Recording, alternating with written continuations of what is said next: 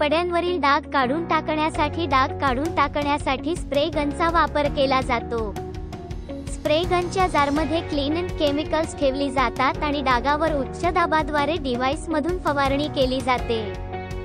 Spray गनला योग्य power सॉकेटशी connect करा।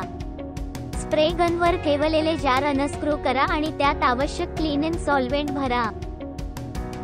जार घट बंद करा जेणेकरून स्प्रे गनमधून विद्रावक पसरणार नाही। स्प्रे गन वापरण्यास सुरुवात करण्यापूर्वी नोझलच्या वरच्या भागातून संरक्षक प्लास्टिक ब्लॅक कॅप काढून टाका।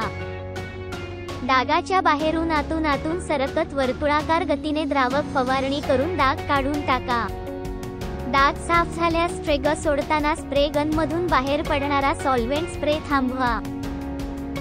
बंदूक बंद करण्यासाठी स्विच ऑफ करा।